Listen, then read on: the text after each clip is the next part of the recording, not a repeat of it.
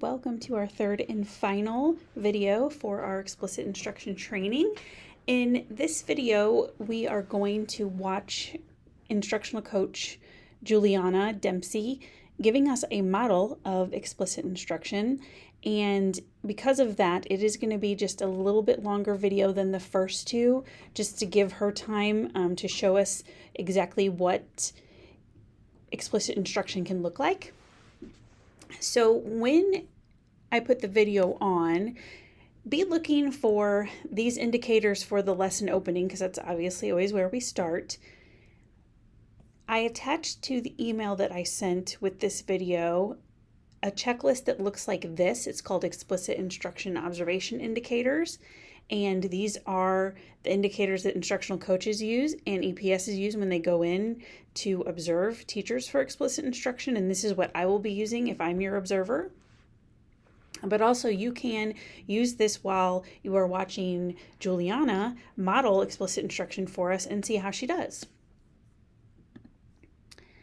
So with the lesson opening, you're always going to want to give some background knowledge about the skills, like the prerequisite skills that students are going to need to have in order to learn the new skill. That's a very important part of the opening of a lesson, as is going over the goal for the day and your expectations. When students have a clear understanding of what they're going to learn about and the expectations for that learning, their outcomes are just better.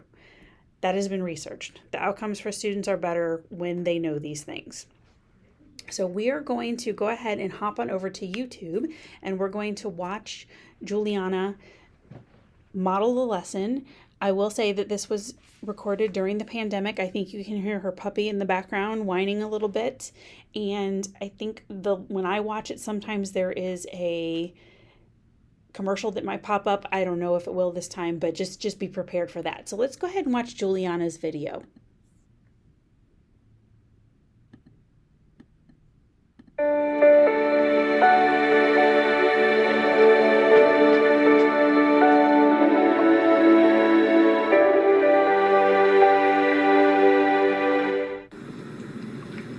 Thank you for all being here on time. You followed the entering routine perfectly. Everybody got their folder. Everybody started working on the do now.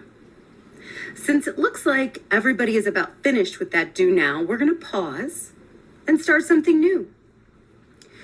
You know that by winter break, you have to be able to write a 5-sentence paragraph. So we've been spending a lot of time working on sentences. We've already learned that all sentences have to start with a capital letter, and they have to end with some kind of punctuation. We also learned that all sentences have a subject and a predicate. Let's take a look at your do now. On those 2 sentences, I was watching you as you were working, and it looked to me like you all were able to capitalize all the first words. So everybody capitalized the K on Katie, and everybody capitalized the D on does. Excellent job. I'm also pretty excited that you got the correct punctuation. You were all able to figure out that first sentence is a telling sentence, so you put a period at the end, and the second sentence is an asking sentence, so you added a question mark. Very good work. Take a look at them again. Now, when you look at those sentences, I'm going to give you a second, and I want you to circle the subject. I'm going to watch you work to see how we're doing.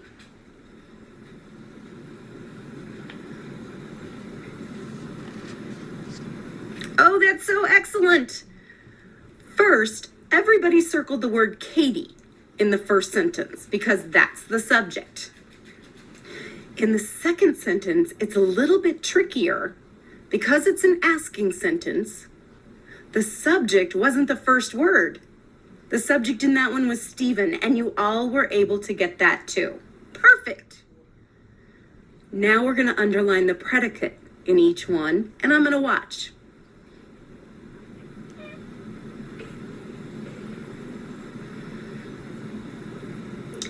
All right, excellent. You have really been listening to me, haven't you? Because in the first sentence, everybody was able to underline, helped her mom make the bed. And the second one was a lot harder because you have the predicate wrapped around the subject. So in looking at all of the things that you've been doing so far, that tells me you know about capitals, end marks, subjects, and predicates. By the end of today, you're going to know how to write a complete sentence.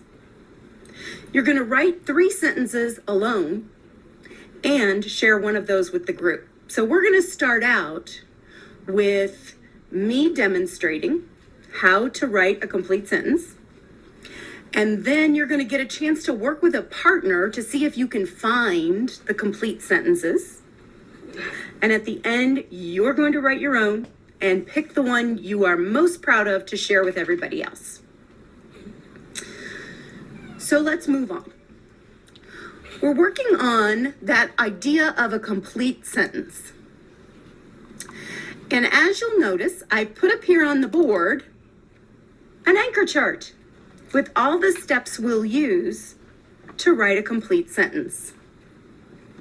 So I'm going to demonstrate first. You're watching, and I might pause in between each step because I will keep this anchor chart on the wall in this classroom, but you aren't always with me every day, are you? And so by the time you leave today, I want you to have your own anchor chart that you can put in your binder and take with you.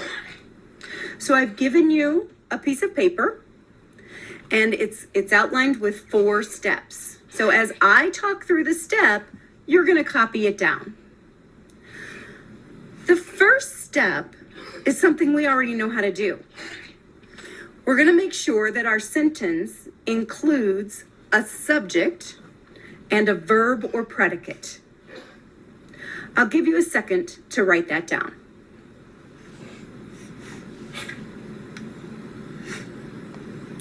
The second step is to use a capital letter in the first word of a sentence. We know that too.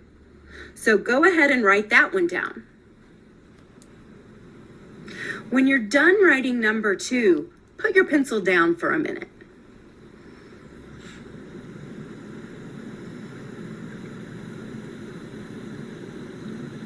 I see that all your pencils are down. So this is the new step. After you have a subject and a predicate, and you make sure that capital letter is at the beginning, now you're going to stop and ask yourself, does this sentence make a complete thought? So if a stranger were going to read this sentence, would they know what I was thinking? Would they know exactly what I want them to know when they read this sentence? We're going to talk more about this, and I'm going to show you exactly what that means. I'm going to take a second and let you write it down.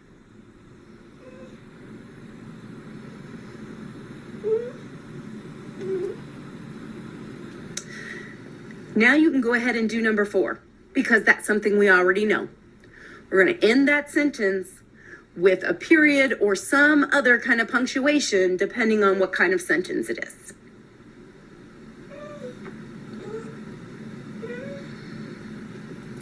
Now that you've written the steps down,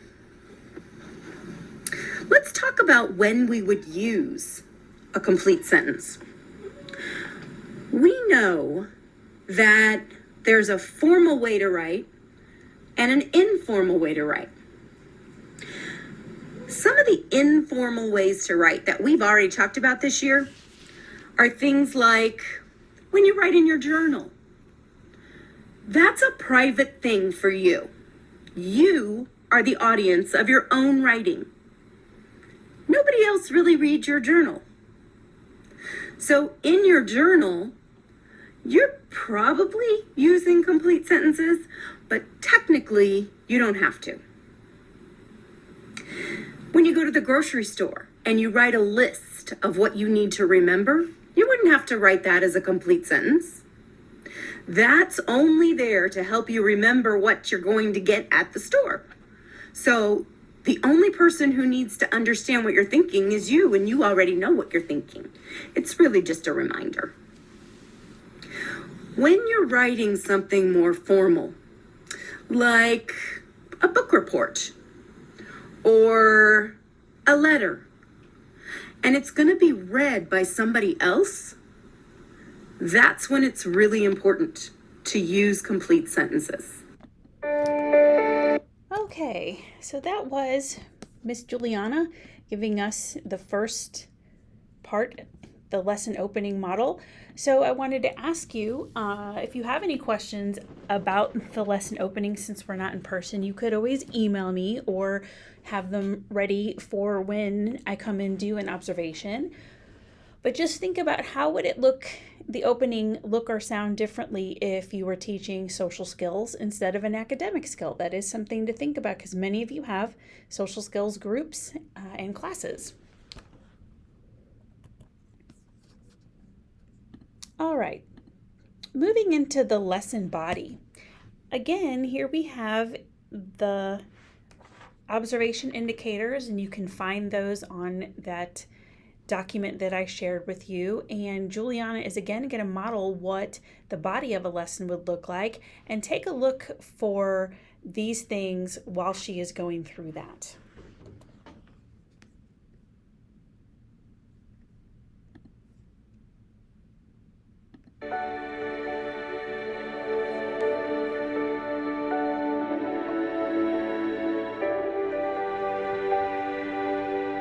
I'm going to do some modeling.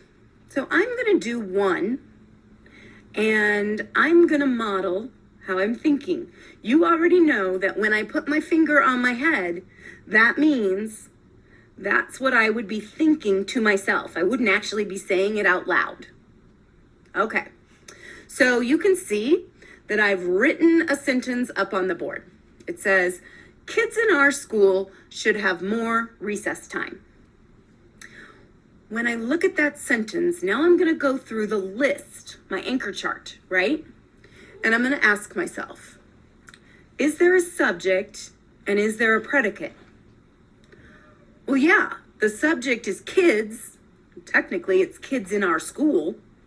And the predicate is should have more recess time. So I've got that first one. Then I have to ask myself if there's a capital letter in the first word of the sentence. So kids should have a capital K. I didn't do that. So I'm going to have to go back and fix that and make it a capital letter. The third step is where I really have to do some thinking. Is this sentence a complete thought? If somebody else were reading this, would they know what I think about recess? I think they would, because clearly I think we should have more of it.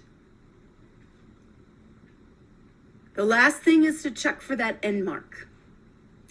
This is a telling sentence, so I needed to put a period there and I didn't. So I'm going to have to fix that one too. Now we're going to do another one. And this time, I'd like for you to tell me what I should be doing next. So you can see the sentence that I put on the board. Dogs are the most popular. What is the first step? What should I do first? That's right.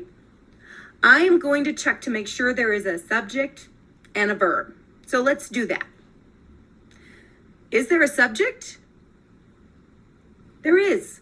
Good job. Dogs is the subject. I like how you were able to just quickly come up with that, and you know exactly what the sentence is about. Is there a predicate? Technically, yes, you're right, there is. Are the most popular. Now, what do I do after that? I've got a subject and a verb. Yeah, now I need to check for that capital letter. Do I have a capital letter at the beginning? I do. Yeah, that D is capitalized. The third one is that hard one, the new one that we're introducing today. What do? You have to think really, really hard. Is it a complete thought? So if a stranger came in here right now and read this sentence, would they know what I'm saying? I think you're right. They wouldn't really know. Because what I wanted to say was dogs are the most popular pets in America. If I don't add pets in America, then that stranger would not have any idea what I'm talking about related to dogs. The last thing to do is for me to check that end mark. I think I have a period at the end, right? Okay, so we're good. Now it's going to be your turn to practice with a partner. So I'm going to remind you to refer back to either my anchor chart or the steps you wrote on your own paper. I'm going to show you 4 sentences. And I want you and your partner to decide which ones are complete sentences. I'm going to give you about 5 minutes to work on this. And while you're working, I'm going to be watching what you're doing. And I'm going to be using that lean in strategy. Do you remember what that is? That means I'm just going to be leaning in and listening to your conversation. And if I have something to add, I'll say it. If I don't, I'm just going to lean out and go to the next person. What questions do you have before you and your partner start working? Excellent. Go ahead and get started. These are the 4 sentences.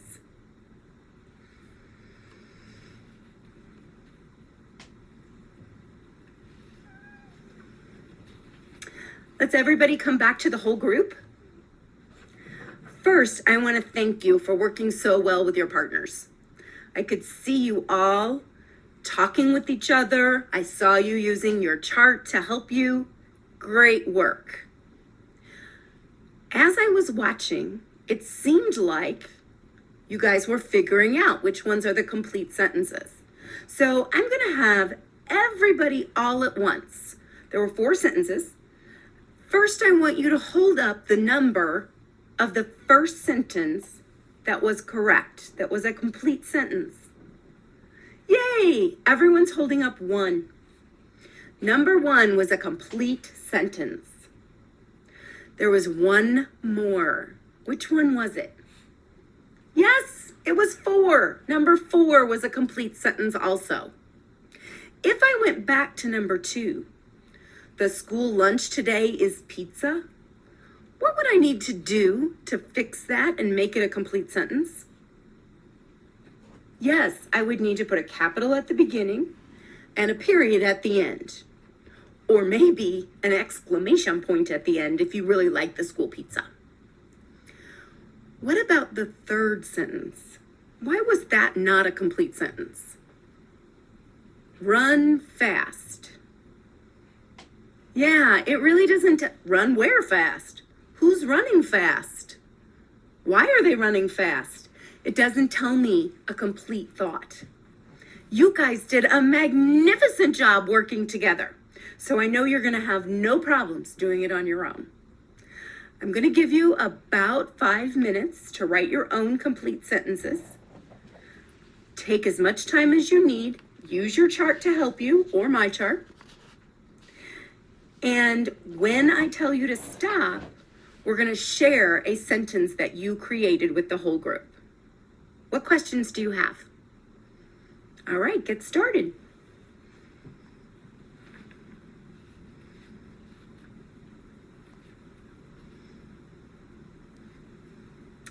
It looks like everyone has at least 1 sentence done.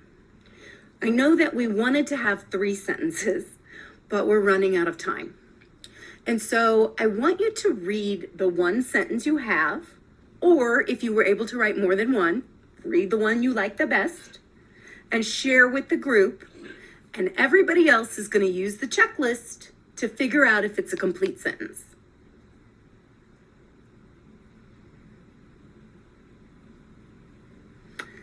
Everyone was able to write a complete sentence. I'm so proud of you today. Okay. Oh, good. You made it to our meeting. So there was Juliana giving us an example of the body of the lesson. So let me ask you, if you had been teaching this lesson, what might you have done differently? I noticed a lot of really good things that Juliana was doing. I really liked her metacognition, and I really liked how explicit she was giving students instructions about what comes first, next, and she gave them a lot of positive feedback. So if it had been you, what might you change? And it's okay. If there is something that you would have done differently, that is okay. All right, moving into the lesson closing. All right, we're going to watch Juliana close up this lesson, and then we're going to go ahead and kind of close up this training, asynchronous training course. So let me go back to YouTube and we'll watch the closing part of her lesson.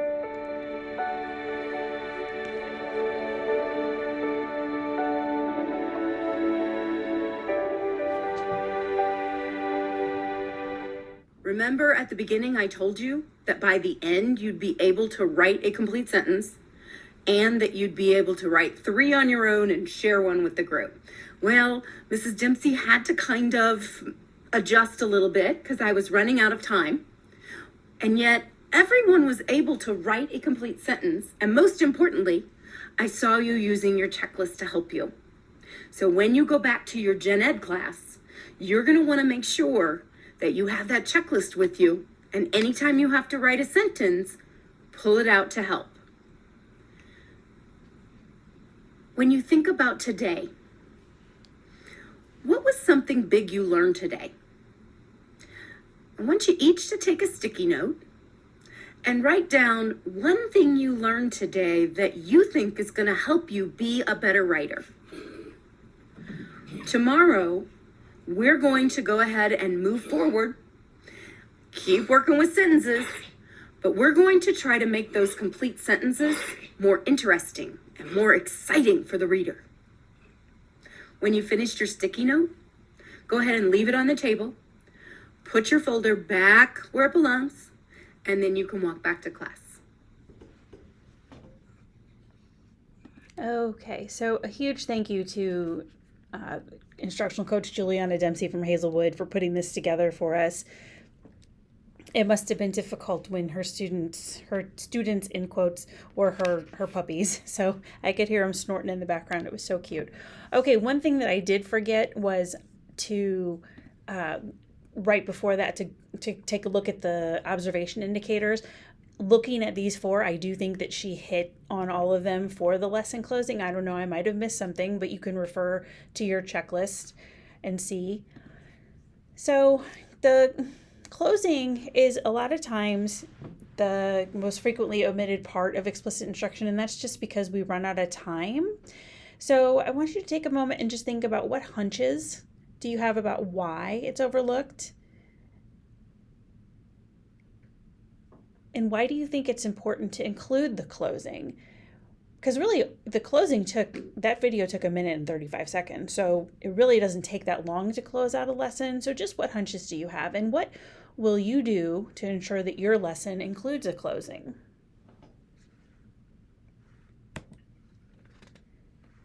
Okay, so for evaluating explicit instruction, or evaluating the instruction that you do, you would collect pre and post test data to assess students' current knowledge of the skill. And if you noticed, Juliana didn't do anything formally. She was just there. I imagine her as like a resource teacher, probably elementary, kidney table, or students close by. She could go around and just know that they each perform the skill, okay? And then you look at the data and decide what percent of the kids mastered that skill and what steps you need to take next. So if 85 to 90% of your students can perform that skill with accuracy, then you can move on to the next skill. If they can't, you might need to reteach it. So for explicit instruction, I know that all of us have different time periods that we are given, whether it's elementary in the little times that you can play your groups, or middle and high school, the kids are scheduled to come to you. But if you can't teach an entire lesson during one class period, you can teach a lesson over multiple class periods.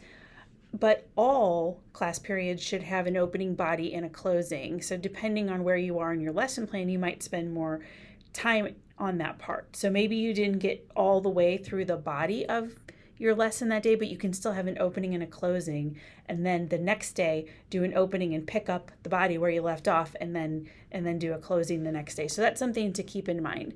And we do understand that, things come up, and especially when we come out and observe, we might not get to see everything in an explicit instruction that day, but just know that really it's more of the content too of this that you understand, not necessarily you can show us it perfectly every single time.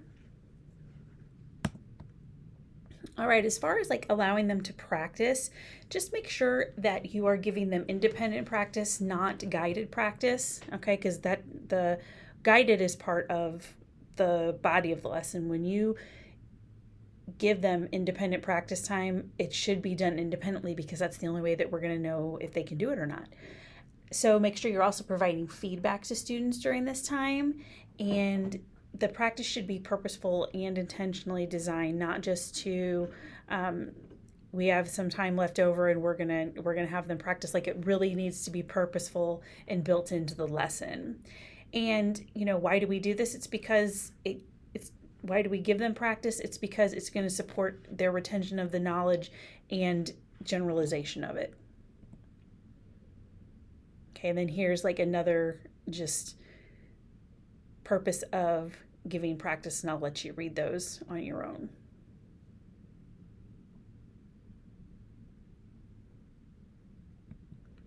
Okay, so attached to the email that I sent you, there was a quiz. It looks like this, okay? And it is three questions. 1, 2, 3. 3 questions. And then for the date of the professional learning, if you could please put 10/1/2024, I would appreciate that. That's in the email as well. Okay, and then for your assigned district, you just pick Pattonville and then submit it. Okay, so that is the quiz, and you'll take that. So here's the expectations for implementation. You're going to select a group of students, collect some pre-data on them, and it says use explicit instruction for a minimum of 10 days. This doesn't mean 10 days before I come in and observe. Okay, this just means 10 days over, the course of maybe the rest of the semester, maybe into next semester, okay? But collect the pre-data, give 10 good days of explicit instruction, and then collect the post-data. So you'll have their academic or social achievement data, but then also we're going to include a student lesson outcome assessment, and I'm going to show you what that looks like. Oh, okay. Let me go somewhere real fast to get that. I thought that was embedded in there it is. Okay. I'm going to go right here. This is what I was talking about, the student outcome assessment. This is what it looks like. And this is also included in the email. So it's going to ask your students 3 things. Okay. Did they know what they were supposed to learn today? Was it easy for them to learn today? And they learned something new. And our goal is that they would answer 3 yes to each one of those. Okay, we have questions with visual supports. We have questions that are easier written. And then the bottom one would probably be for higher functioning students at the secondary level. That's just, bigger words and all that. So we have 3 different levels. You don't need to give them each level. You just pick which level is appropriate for your students and ask them the 3 questions. Okay. If you have any questions about that, please, please, please reach out to me. Okay. All right. So again, here are those teacher requirements. You're going to select your student group. You're going to plan and deliver and evaluate and reflect on your explicit instruction, schedule an observation with me. I'm going to start reaching out to people next Monday, so that would be October 7th, to get those observations in the books, because the month of October is going to go by super fast with parent-teacher conferences. And then you're going to provide me with, or your EPS, with the student data collected. And that can be done when we come to observe or at another coaching visit, because you all should be getting regular coaching visits from your instructional coach, me, or your EPS. Okay, for the course evaluation, this was our student outcome. So we want them to answer yes for 3 out of 3 of those questions that I showed you. Okay, and again, you're going to give that to them after doing an explicit instruction lesson. Okay, not necessarily the one that I come and observe, but just one that you feel really good about, and you're like, yeah, they learned today. All right, and then by the end of this, these are your outcomes that you're going to achieve adequate fidelity as measured by the observation data. Okay, an initial outcome is that you're going to also be able to answer the 3 out of 3 questions from the quiz to demonstrate that you learned the content. And also too, that in the kick-up feedback, you're going to say that you can apply the content strategies of the professional learning event in your work. Okay, so your feedback is definitely valuable and essential. Since you do not have a copy of this particular presentation, I will link the kick-up feedback in the email that I sent you, or it should be linked in there. Okay, and here is your kick-up attendance code. Just go ahead and put that into kick-up, and it's going to show that you attended your explicit instruction training. Okay, thank you all so much for being flexible with this learning.